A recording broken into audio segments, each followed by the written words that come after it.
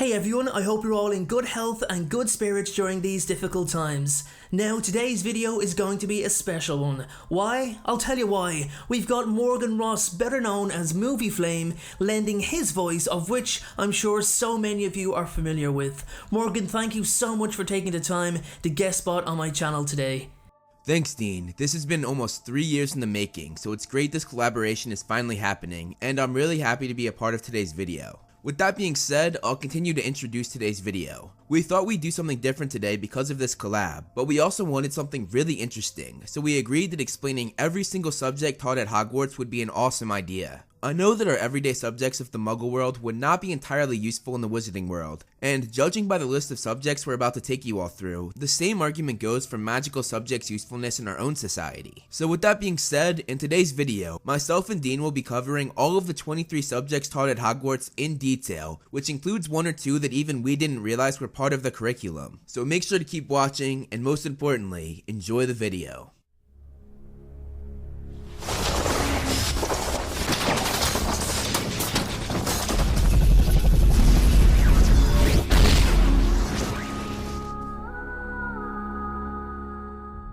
Thank you for that awesome introduction, Morgan. It's so cool seeing someone else say that final sentence other than myself. Okay everyone, we have got 23 subjects to get through. Each subject is unique and truly fascinating in its own right. Well, the majority of them are anyway, and you'll see why I've said that a little later on in the video. So we're going to go through all 23 subjects as I've said in the introduction. So let's start with our very first subject of the 23, which is astronomy. Now, astronomy is the only field of study at Hogwarts that has a direct equivalent in the Muggle world. But the difference is, in the Muggle world, is that there's so much detail in astronomy that it's normally studied later in university. Astronomy classes take place in the Astronomy Tower, which is the tallest tower in Hogwarts, so that makes sense, and they are taught by Professor Aurora Sinestra, a professor that I would have loved to see more of in the movies, and by that I mean an actual movie appearance. Lessons are held every week at midnight and involve observations of the night skies with telescopes. It's not exactly known if these are magical telescopes and are somehow enhanced. Professor Sinestra focuses on helping the students learn the names of stars, constellations and planets, and their location, movements and environments. So next up we have charms, which is one of my favourite subjects because it requires such a practical approach. So charms is best described as the type of spells concerned with giving an object new and unexpected properties, and hence this class mainly consists on learning those sort of spells. That's how it's described on the Harry Potter wiki page anyway.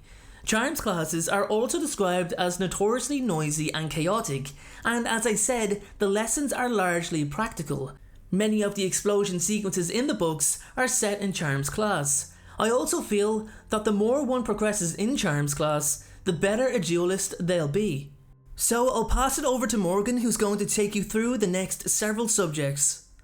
Thanks, Dean. So the next subject was only taught for a short period of time because it wasn't an approved course until Voldemort took over the ministry. You've probably guessed, it's the Dark Arts. Taught by the Carrows, it even covered the unforgivable curses like the Cruciatus Curse, which was used on first years. It was abolished after Voldemort's defeat. You may have also guessed that Defense Against the Dark Arts was what replaced it, and for the record, was also the subject that was replaced by the Dark Arts originally. Defense Against the Dark Arts taught students how to defend themselves against dark magic and dark creatures. The teaching post had an extremely high turnover of staff due to the curse placed on the position by Tom Riddle. Harry Potter had a different teacher every year, and although some were effective, Remus Lupin my personal choice, the majority were not. You can check out my own video on what happened to all of the Defense Against the Dark Arts teachers from the link below for a better understanding.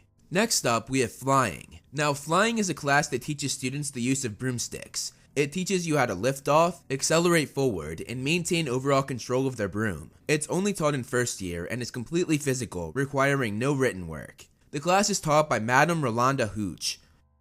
Herbology is another subject that I find quite interesting. It's best described as the study of magical plants and how to take care of, utilize, and combat them. In Hogwarts, there's at least 3 greenhouses, and each one holds a different variety of magical plants with different degrees of lethality. Herbology is also the subject that Neville Longbottom excels in, which sees him gain more and more confidence. He later goes on to actually become the herbology teacher at Hogwarts later on. I'll pass it back to Dean, who's going to talk about history of magic and why it's got such an interesting story behind the professor who teaches it. Thanks Morgan, you're definitely right with what you've just said. History of magic is considered the most boring subject to take at Hogwarts, but actually has a really interesting story behind its teacher, Professor Cuthbert Binns. Professor Binns taught the subject for many years and was very knowledgeable about the information he relayed to his students too. The problem was how he relayed it. He was considered incredibly boring. Now what's interesting is, Professor Binns didn't actually know he died for quite some time. He simply drifted off to sleep one afternoon in his armchair and he died. He awoke as a ghost, thought he was still alive, and continued on teaching, and he actually still does today, although I'm pretty sure he's aware that he's a ghost. He covers many people of note like Emmerich the Evil, one of the previous owners of the Elder Wand, and he gives a detailed history of magical events from centuries past. So next up is potions, and potions is best described on Harry Potter Wiki as the art of creating mixtures with magical effects. It requires the correct mixing and stirring of ingredients at the right times and temperatures. This is proved, on more than one occasion, extremely difficult to do, but it certainly didn't help with Severus Snape as potions master. Although he was incredibly skilled and naturally gifted at potions, his lessons were depicted as unhappy and oppressing at times. The classroom, which was set in a dimly lit dungeon in the basement of the castle, certainly didn't make it any more enjoyable. Teachers do affect students' attitude to the position, as Horace Slughorn is shown as being more cheerful, happy, and even fun at times. Next up, we have Transfiguration, which is one of my favourite subjects. Transfiguration is the art of changing the form or appearance of an object. It is a heavily theory-based subject, including topics such as switching spells, which is altering only a part of some object, such as giving a human a duck's beak or dog's ears, for example. If switching spells are not executed with precise accuracy, it can result in devastating effects. It also covers vanishing spells and conjuring spells. Transfiguration class also teaches students how to change inanimate objects into animate ones, and vice versa. Now I'll hand it back to Morgan, who's going to continue the video with a little information about arithmancy, followed by some more subjects. Thanks, Dean. Arithmancy is the only math-based subject on the list. It's best described as the branch of magic concerned with the magical properties of numbers. Tom Riddle may have possibly been a fan of this subject, hence his goal to have 7 pieces of his soul in existence, with 7 considered the magical number. Hermione also loved arithmancy too. The subject is reportedly difficult, as it requires a lot of memorizing and working with many charts. It is also an elective course that can be taken by students 3rd year and above. Arithmancy is taught by Professor Septima Vector. It is separated into normal arithmancy and advanced arithmancy studies. Continuing the video, our next subject is quite practical. Care of Magical Creatures is the class which instructs students on how to care for magical beasts. Classes are held outside the castle, mostly in a glade area of the Forbidden Forest. It's a great class for those who wish to work with magical beasts and creatures after Hogwarts, but Harry, Ron, and Hermione opted not to continue it after their 5th year, which deeply upset Hagrid. Next up, we've got Divination. Divination is the art of predicting the future. Various methods are used to make predictions, including tea leaves, fire omens, crystal balls, palmistry, cartomancy, astrology, and dream interpretations. Divination has its critics, as many claim it cannot be taught. While nobody denies the fact that the ability to predict the future does exist, it is argued that only those with the gift or the inner eye can do so. For those reasons, it is thought of as irrelevant and a waste of time. Even Professor Sybil Trelawney cannot predict something on cue, which has certain people question how she therefore teaches her students such an act. I'll now let Dean tell you about Muggle studies, alchemy, and more cool subjects. Thanks Morgan. So, Muggle Studies is a class taught by Charity Burbage, which involves the study of the non-magical culture from a wizarding point of view. The only need for witches and wizards to learn about Muggle ways and means is to ensure that they can blend in with Muggles when needing to do so. There's actually very little known about the curriculum. It's only for 1 year, and students are expected to remember the customs taught in order to make themselves practically invisible around Muggles. Next up, we have a subject that I think is really cool, but there's not too much information on it, and that's the study of ancient runes. I've always been a fan myself of the symbols of different languages and cultures, so ancient runes caught my eye straight away. It's best described as an old form of writing in which wizards and witches used hundreds of years ago. Although it's died out in terms of practical use, it is preserved through it being taught as a Hogwarts subject by Professor Babbling. Now, another one of my favourite subjects is alchemy.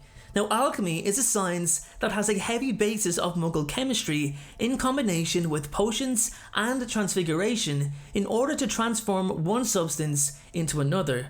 It is an elective at Hogwarts and only offered to Newt level students if the demand is high enough. Following alchemy, we have another interesting subject, ancient studies.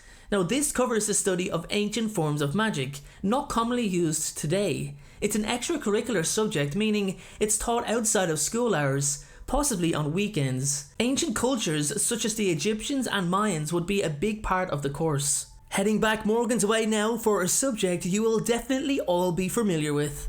Thanks, Dean. You're right on that one. I'd be really surprised if you all didn't know this one right away, and that's Apparition. Apparition is quite a dangerous subject. It is best described as the magical form of teleportation in the wizarding world. Lessons are optional to those in the 6th and 7th years. In the wizarding world, performing apparition requires a license, and can only be legally performed by people over 17 years of age. The described reason for the restriction is that apparition is dangerous if done improperly, as insufficient concentration may lead to body parts being left behind in an unfortunate side effect known as splinching. So guys, we're now down to our last 7 subjects, which like ancient studies, are all extracurricular. I'll take you through the next 3, and Dean will finish off with the remaining 4 subjects. Okay, so art is the study of magical painting. It can become quite difficult to learn, as it requires an immense level of skill. Hogwarts is decorated with many beautiful works of art that portray the essence of characteristics of the wizards and witches that are painted. In addition to that, Muggle art is also taught at Hogwarts, but is basically just standard lessons on how to paint and draw objects of choice. Hogwarts also teaches ghoul studies, which is for students who wish to learn more about ghouls like poltergeists, vampires, Vila, amongst many others. It is lightly touched on in Defense Against the Dark Arts, so ghoul studies is for those who wish to delve deeper into the subject. I'll pass it back to Dean so he can complete the final subjects. Thanks, Morgan. I can't believe we're down to the final 4. First up, we have magical theory. I'd assume that this subject would have been viewed as an elective at least, as it covers magic from a purely theoretical point of view, but it's not deemed necessary enough to be part of the main curriculum. Magical music and Muggle music are the next 2 classes in the extracurricular subjects. While magical music is easier to perfect and always comes out error-free, it is not considered as beautiful as Muggle music due to the naturally gifted Muggle musicians who have put countless hours of practice and study in to have it mirror magical music on some levels. Muggle music is also taught, but has not seen any students take the class in recent years. Finally, we have Xylomancy. Now, this is a rarer form of divination and is only considered useful to those who have shown examples of having the inner eye. It involves the use of twigs in order to make predictions, but like Muggle music, hasn't seen any interest as of recent years. Well everyone, that is all 23 subjects that are taught at Hogwarts. It's been such an honour and pleasure having Morgan on the channel. Over the years we've become really good friends, and I hope you can all see how our friendship reflects in our collaboration with both videos. Thank you so much again, Morgan. You're so close to 1 million subscribers and it's thoroughly deserved. Guys and girls, there is no better channel out there that covers the world of heroes. From Marvel, DC, Avatar, Hunger Games, Harry Potter, Star Wars and many, many more. Movieflame definitely deserves your support, so make sure to check out his channel from the link below. Thanks so much, Dean. It means a lot. And it's been so fun working with you this week. Thanks again for having me. It's been an honor to be on Harry Potter Folklore. Thank you so much for watching. I truly appreciate your support. Everyone, notifications of uploads are more important than ever. So please, if you haven't already, turn those notifications on to make sure you're notified the moment my video goes live. Making videos is what I love to do, it's my dream and my passion. However, it does cost time and money to produce this content, so if you have $1 to spare to support me on Patreon in exchange for some exclusive unseen content, then you can click the Patreon link below or at the end of this video. Please only support me if you can afford it. And make sure to follow me on Instagram at InstaDeanJ and on Twitter at PotterFolklore. Check out my other videos appearing on screen, and please make sure, most importantly, to hit that subscribe button. Thanks again everyone, and please have a great day.